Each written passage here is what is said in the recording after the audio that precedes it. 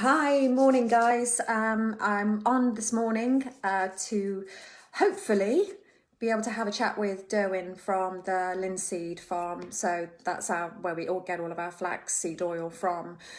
We tried a couple of weeks ago to actually do this on the Thursday evening live, but unfortunately, because of the really bad signal, Derwin wasn't unfortunately able to actually have a conversation because it kept breaking off the whole time. So hopefully this morning we're going to be able to actually to get this conversation, get this party started. There we go. There's Derwin now. Hi. Hi, Derwin. Is adding you as we speak, so hopefully we should be able to have this conversation.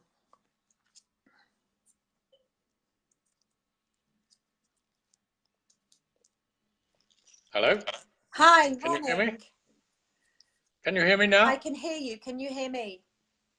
I can hear you. That's absolutely brilliant. I'm so chuffed that we've managed to actually get this going. So that's Yes. good. Marvelous. It's so difficult to connect with a Stone Age man on modern technology, you know. I'm not far behind you, believe me. I have enough difficulties trying to work it out myself. So Don't you mean in front? So I've just been saying to everybody, well, we've only got a couple of people online at the moment. So hopefully, because people obviously expect me to be having a chat on a Thursday evening. So I was just explaining, we've tried to have this conversation before, talking about the benefits of linseed, aka flaxseed oil. So we're doing it now, and then obviously everybody at their own leisure in this evening can actually have a watch at their own time, basically. So okay. like I say, like to introduce you, Derwin, to everybody. Derwin owns the Linseed Farm over in Horsham, a beautiful part of the world. What's the weather like actually today? Say that again. What's the weather like today over there? The weather, we've actually got sunshine and blue sky at the moment. Yay! But we've had too much rain. Yeah. So can I ask all your people to stop doing rain dancing and do some sun dancing instead? That would be really good. Yeah, I know. Well, it was pretty appalling here yesterday. It's just about stopped raining. So yeah, fingers crossed then in that case. So yes, it did nail it, Gemma. Yes, marvelous. And Gemma's watching. I'm going to be actually going to see Gemma on Saturday, and we are going to be doing a bit of a chat in store. She's over in Colchester, and I'm going to be going over there and having a chat. So I'm going to be passing your door virtually, Derwin, I think, over the next day or so. Okay. So yes. Well, you're always welcome to come in for a cup of tea. Yeah, thank you. So anyway, getting back. I think when we failed the other day, we started to talk about, what diets of people and dogs, really. We did. And let's get on to that before we actually maybe lose connection or something dire happens again. So, so I've asked Derwin to be on and really talk about the benefits of flaxseed oil for, obviously, we know the great benefits it has for humans, but there seems to be a lot of controversy about the benefits for animals, especially dogs. And the reason for that is it's a different, I talked about essential fatty acids a few weeks ago and about the different chains, and the flaxseed oil or any plant extract actually has a long chain fatty acid, which is very different to a fish oil. So a lot of people kind of think that dogs cannot convert the chain from a long to a short chain, and therefore it's useless to actually give a plant extract. But we know, even anecdotal with our products, what we sell, how fantastic the benefits are, and you can visually see that very, very quickly depending on the diet the dog is fed. So Derwin is here today to really talk about the benefits of flaxseed oil, about how dogs can absorb it effectively. Derwin does an awful lot of talks. I'm sure he'll talk in more detail about his experience and knowledge with, obviously, flaxseed oil, and the talks that he gives. So it's important that we actually really understand about the real benefits, health benefits that it gives our dog. So Derwin, I'm going to pass this over to you now, and I will interject at times if that's okay, but I'd really like you to kind of explain a little bit in detail about alpha-linolenic acid and linoleic acid, which obviously is a different essential fatty acid to fish oil, and how that helps their dog. Yeah, yeah, okay, that's fine. Yeah, we were, as I said, we started off talking about, you know, the diet, and people are increasingly thinking that animals are being fed, you know, quite a lot of rubbish as well. So that's why they're thinking, oh, well, I should start to make changes not only to my own diet, Yeah. but also to how I feed my animals. And of course, I'll tell you how I really started is quite significant, really. When linseed used to make lino for your floor, so there was a lot of the oil cake. This is the byproduct of making the cake, and that was fed to cattle and horses and things like that. And so I always remember in the old days, long before you were born, that your cattle, when you feed them the linseed oil cake, their coats shine and they're healthy. And that is true. So you get lots of health benefits, and you can see it in the coat of the animal. Yeah. So when your hair is nice and shiny and healthy, then probably the rest of your body is as well. And you've got, so you want healthy hooves and a glossy coat.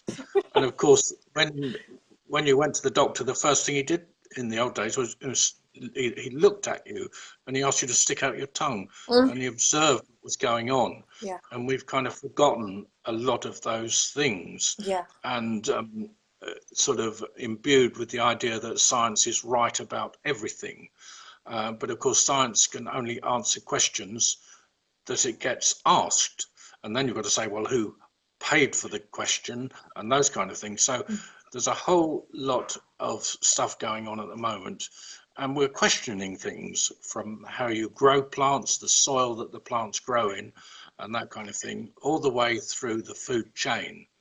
And that is going to have a major effect in future. And doctors and probably veterinarians as well are going to change how they look at disease, and they're going to include diet in the future as a big part of keeping healthy. And of course, some people will no doubt remember cod liver oil was always sold for horses, who of course never eat fish. So you think, well, why on earth would that be? So when I started doing this, there was a lot of cod liver oil sold, but there's very, very little of it now. And of course, one of the reasons for that is the fact that, well, it's not a natural food for horses in any event. And of course, there's a lot of worry about the pollution that is in a lot of fish products. So we have to be careful with those kind of things. But you asked about the difference between the omega-3s that are in fish and in the linseed. Well, linseed is a short chain, and there's a lot of controversy about in the human body and also animals whether or not they convert it to the long chain, which it's thought that they want. So we need all of them. In fact, the short chain ones, like are in linseed, are actually called the essential fatty acids. And why they're essential is because you don't make them in the body. And this all started way back where we came from, which was the Rift Valley in Africa. And there is no oily fish there. But we needed EPA and DHA that came from oily fish, so our bodies were able to make it. It's quite amazing, really, isn't it, to think that our bodies do all of those things, and that then you start talking about the biome of the gut. That has to be right in order to convert all the food that you eat into chemicals for your body to operate on. And that's why it's so important to get all of those things right. And as we said, you know, dogs and cats and so on are being fed food that they're not really designed to eat. But the fatty acid thing, the fatty acid in the linseed is called ALA primarily. That's the omega-3. There's some 6 and some 9 as well in there. And you can always tell with an animal in particular, they self-medicate. So you can offer on your hand or on a plate or anything. And if they need this kind of thing, they'll generally take it. And most often they do need it, and especially with our linseed, because you're getting a fresh product. You're not getting something that's been standing on a shelf for a long time, or extracted in a different way. This is cold pressed, and you're getting it pretty quickly. It's coming to you in the drum. You're putting it into your product, and it's getting into the shop in a very short time. So you're having a very fresh product. And the difference between offering an animal a fresh product and something that's been sitting around for a long time is tremendous.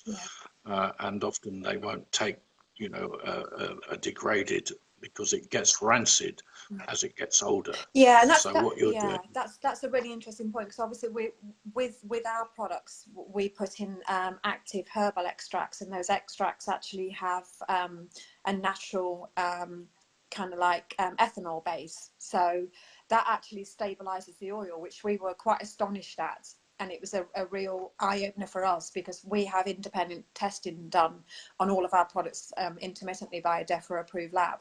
And they check, obviously, for rancidity, any sort of bacterial contamination, E. coli, salmonella, all of those kind of like things. And they did accelerated testing. And because of actually the natural ethanol, plant extract ethanol within, it actually stabilizes the oil. So our product will last longer, even though it still is actually a fresh product. And it is, obviously, because the cold pressed flaxseed oil on its own will go rancid quite quickly once it's actually oxidized, isn't it, with the air. Whereas ours actually stabilize with our herbal ingredients. So that is something that is quite unusual for a flaxseed oil. Yeah, well, we generally say to people, use it whether for human consumption or animals in a couple of months or so, and people buy, you know, in quantities that they can do that. And of course, when you see those products in a shop, generally if you want to buy them in a shop, you'll see maybe a 9-month or a 12-month shelf life on. And I've seen longer, and they don't keep it in the fridge, and they don't store it very well. So most of those products you see are probably rancid and not very good for you. So that's why we've become a specialist. We know this, and we tell people the truth about these things. And I think people understand, like you have a passion for what you do, so do we. We have a passion for making sure that when you send in an order, we, you know, make all our efforts to get it to you as quickly as possible. So it's as fresh as possible, so you can you know, sell quickly. And so far we've succeeded very well. Absolutely, haven't we? yes, you have. Yes, we have a very, very good You've working relationship. built a business from very small with this product. So we know we're doing the right thing. Absolutely. You know, and it means a lot to have such a premium grade oil, because obviously, you know, there are so many products that especially for animals that it's not such a premium grade. It is a, you know, a lesser grade, and we pride ourselves in all of the ingredients in our products actually are, you know, of high strength with our herbs, and a premium grade cold press with the flaxseed oil. So, you know, it's for us, you know, the quality of it, and how fresh it is the most important thing. Just going back to your point earlier on, which was a good point where you started obviously talking about diet for dogs. A lot of these kind of studies that have been done to say that the short chain can't convert to the long chain, so you can't convert to EPA, DHA. A lot of these have actually been done on animals, like you say, that have had very, very poor diets. So, you know, based on that, and based on obviously the different enzymes in the digestive system that need to actually break this down effectively, it would probably skew the results, because a lot of commercial dog food is actually really high in omega-6.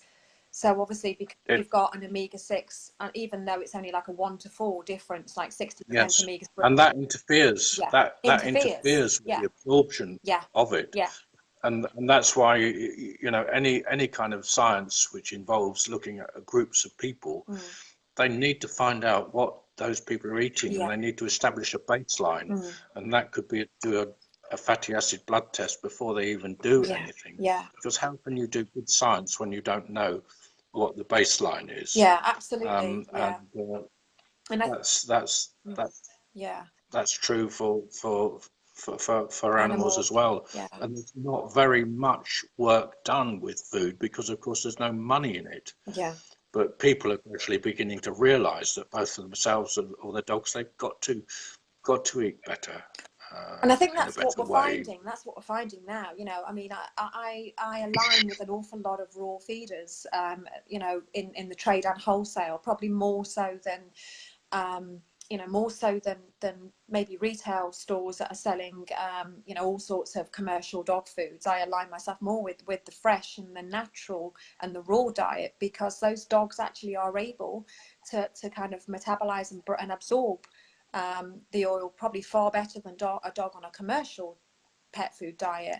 However, saying that, because I think a lot of dogs on commercial pet foods are so starved of essential fatty acids, pretty much they are in dire need of, you know, an oil, and an Yeah. oil that they can get the best out of. I mean, you know, literally I have people saying to me after 3 days, if their dog is on a dried food, wow, what a difference there is in their coat and their eyes, and in a matter of hours pretty much, because of how much the body is starved.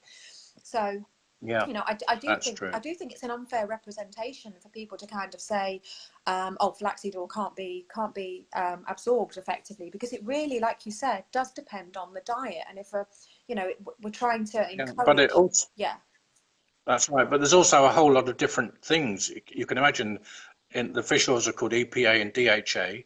Well, the linseed oil or the omega-3 in linseed is called ALA, which is alpha linolenic acid. mm, So that has a whole lot of different properties as well. yeah, And for humans, it's good for the heart, and for animals like horses, it helps them to give more milk. mm, And no doubt it's the same for yeah, dogs.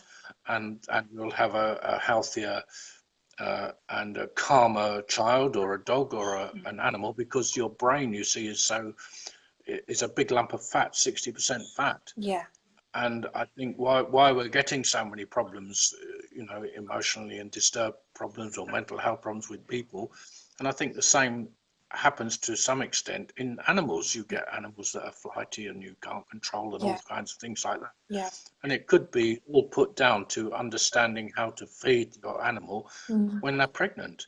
right, You know, if like any other factory, you don't put the right raw materials in, yeah, you don't get a good product. And I yeah, think that's what's happening to us as a race at the moment, yeah, with so many ills and problems. yeah, You know, you could say we've got the worst food we've ever had in the whole of life.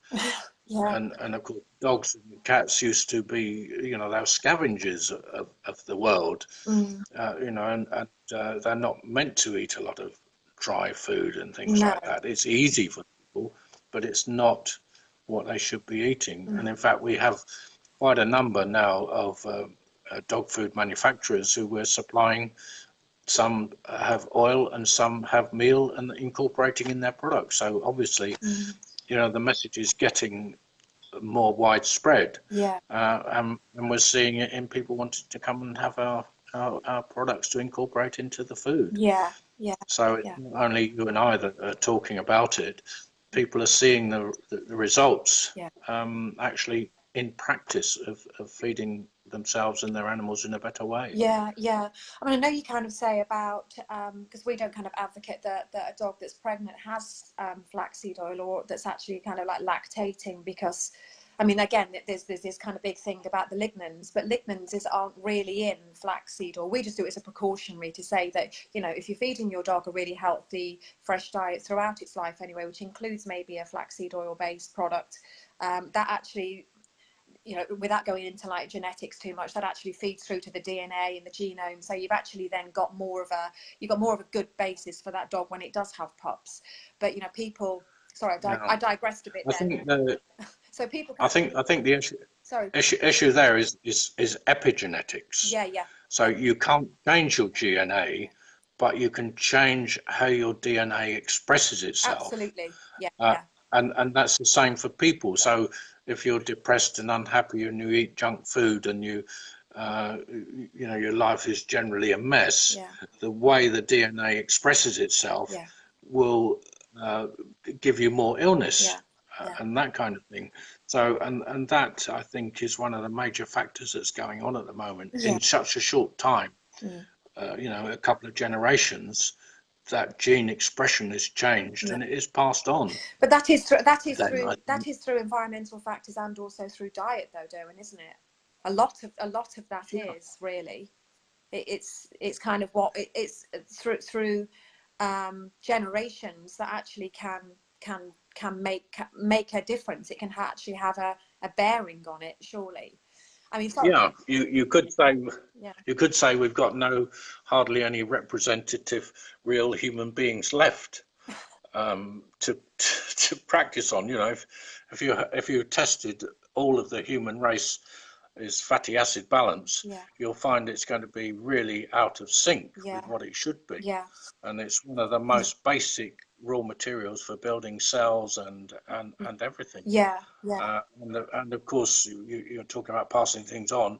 Initially, the you know, mammals get their first food from milk from their mother. Yeah. So that means their mother has got to be properly nourished. Yeah. And of course, I guess it's the same for dogs, but humans, Yeah.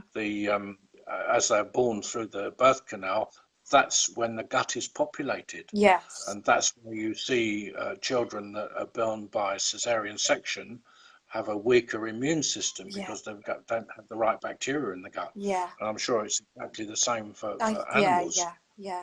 Sorry. Yeah. I mean, I did digress a bit then when I was kind of saying that a little bit earlier, but can we just get back to the point about the lignans again? Because like I say, some people actually do feel that flaxseed oil isn't great. I mean, like I said, we don't advocate it when a dog is pregnant anyway because of this issue, but it's really important, you know, information to kind of get over. Does flaxseed oil contain any lignans at all, or is that just in the meal and the flax itself? The lignans comes in the whole seed. It comes from the meal. When you grind up the meal, that's where the lignans are. Yeah. In that. But when we press the oil, of course, there are no lignans left in the oil. Right. Yeah. So it's perfectly okay. If somebody wanted to feed it when their dog was pregnant, it's perfectly acceptable. Yeah. And as I said, you know, if you offer to an animal, you'll find that it will take what it needs. Yeah. You know, the sort of manifestation people easily see is a dog will go out and eat grass or something. Yeah.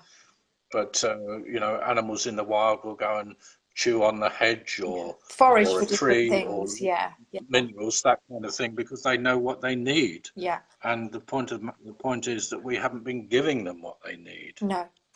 Or ourselves. No, and I suppose, you know, that there are an awful lot more from what I see and what I hear from people, a lot more kind of illnesses and conditions with dogs now, probably, and a lot of with ourselves as well. A lot of it you have to base on diet and what we actually feed. So going back to kind of like the benefits, what additional benefits would flaxseed oil give over a fish oil?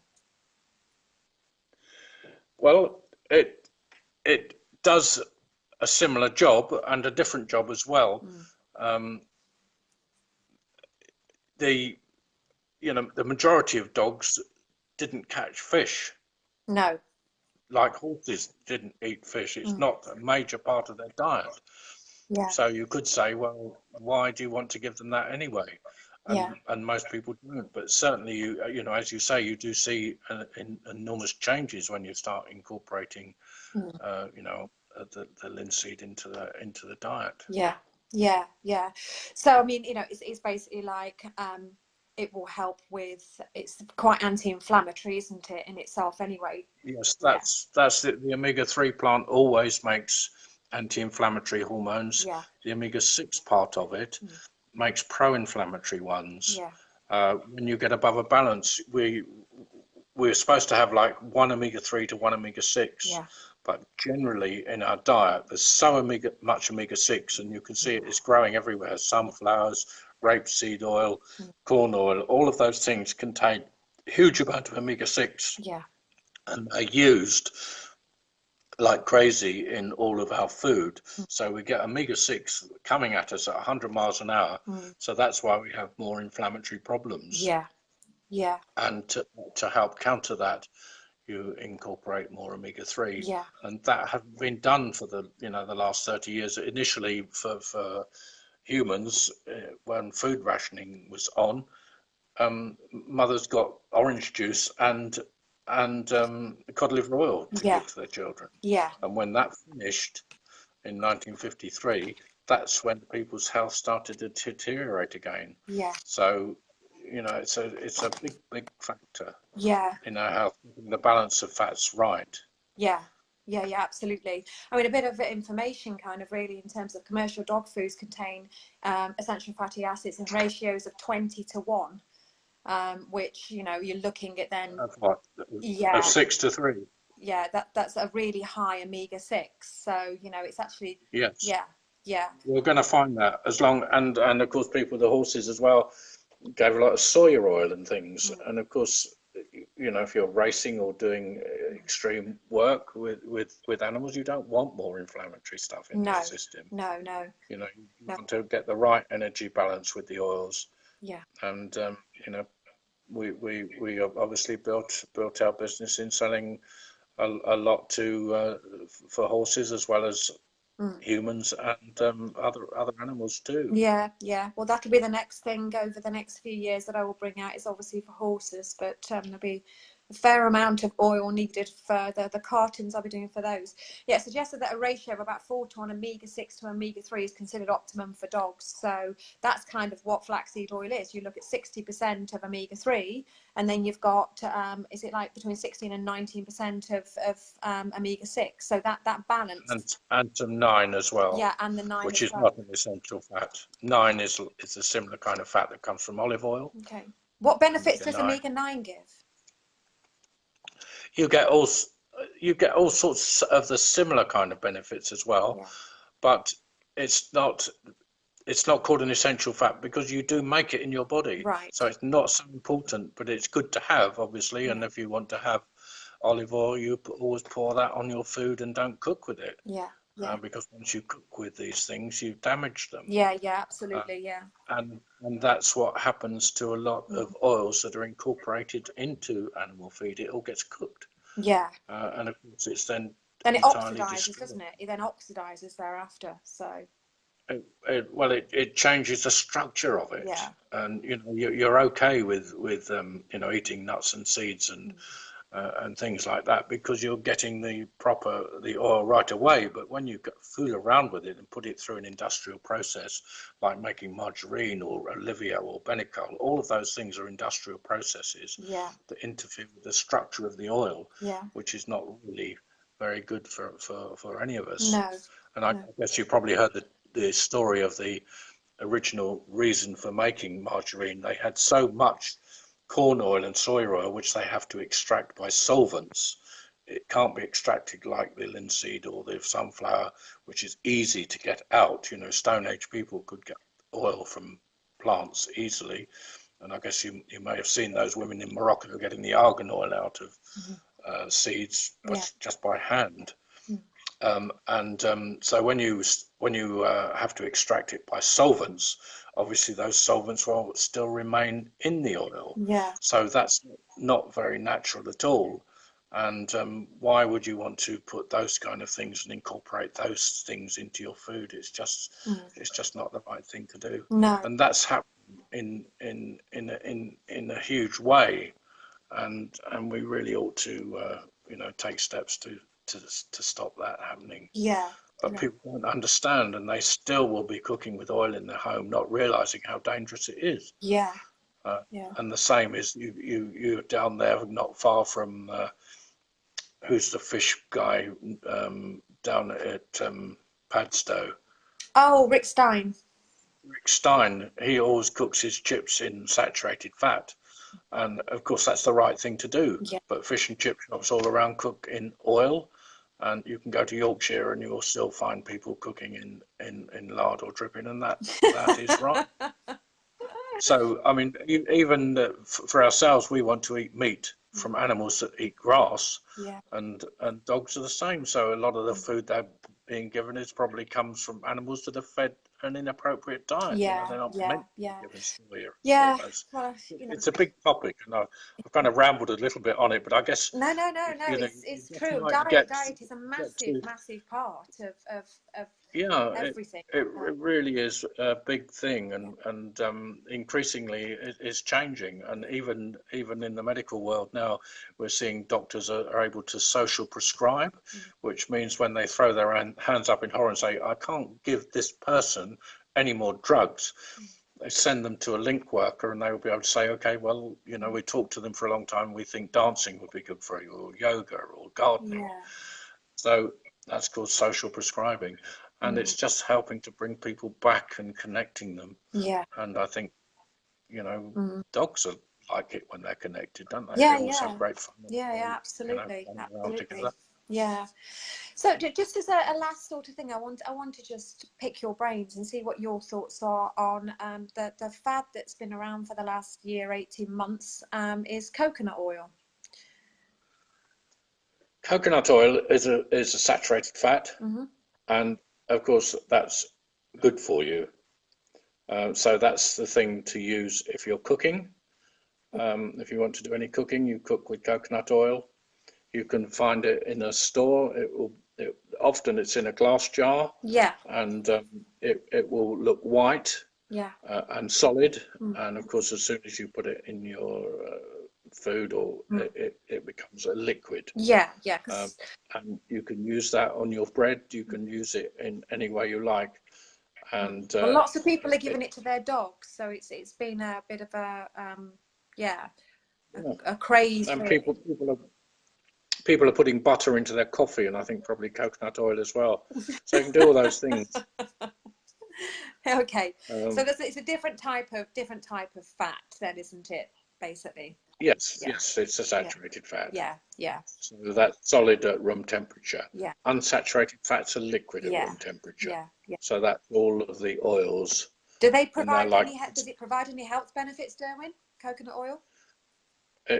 Yes, it certainly does. Yeah, and lots of people use it on their hair as well, especially especially the Caribbean community, that kind of thing. You know, it's unbelievable. As well as they soak linseed, and the gel that you get when you soak linseed overnight. Yeah. Also used on the hair. Yeah. Oh, that's marvellous. I see lots and lots of things that I've learned from talking to you as well today, even though we've been working together for about 2.5 years. So it's been really, really beneficial, really useful. So I thank you very, very much for coming on today and talking to us. Thank you, Sam. I hope that the sun is shining over in Horsham continually for the rest of today. And I will do my little sun dance as well to make sure. You. Good. All right. Well, take care of yourself, and I will speak to you soon. Thanks everybody for watching. If you've got any questions, then after watching our conversation today, then please put some comments in under the video, and Durwin and myself will endeavour to answer them as best we can. But I will catch up with you all soon. Thank you, Durwin. Thanks, Sam. Thanks. Bye-bye. Bye.